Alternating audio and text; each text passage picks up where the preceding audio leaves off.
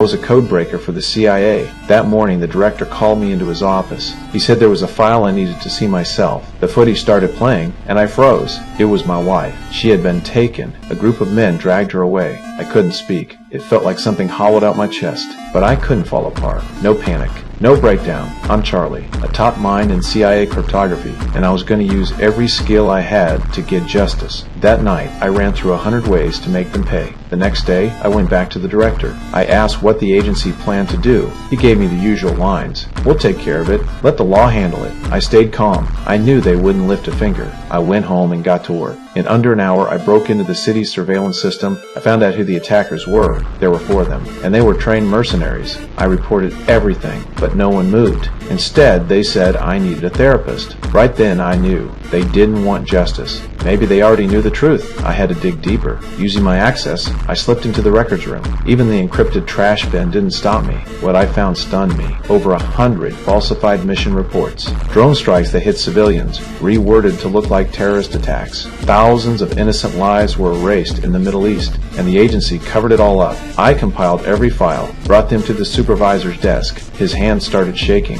I told him I built a timed release system. Every 5 hours, a password must be entered. If not, the documents go public. He asked what I wanted. I told him straight. No promotion. No payoff. I wanted CIA training. I wanted to handle those 4 myself. He laughed in my face. Said I was just a tech guy. Said I couldn't even harm a chicken. But he didn't have a choice. I had all the leverage. So the training began. They assigned me to a bald colonel. He took one look at me and shook his head. Said I couldn't beat a 70-year-old woman. He wasn't wrong. I barely knew how to hold a gun. At the range, I couldn't even hit the edge of the target. But I didn't quit. I stepped 10 meters closer. Still missed. So I moved in again. At 5 meters, I finally hit the center. I knew then, if I could get within 5 meters of them, I could finish the job. Next came explosives. That part I was good at. I like building things. Putting together a bomb was just another tech project. Even the colonel gave me credit for that. But then came the real test. He handed me a pistol, told me to aim at his heart. My hands were shaking. My palms were soaked. I tried to pull the trigger, but I couldn't. He looked me in the eye. Said talent can't be forced. Said I'd never be a killer. Just like he'd never learned to crack codes. While that was happening, the agency was already moving against me.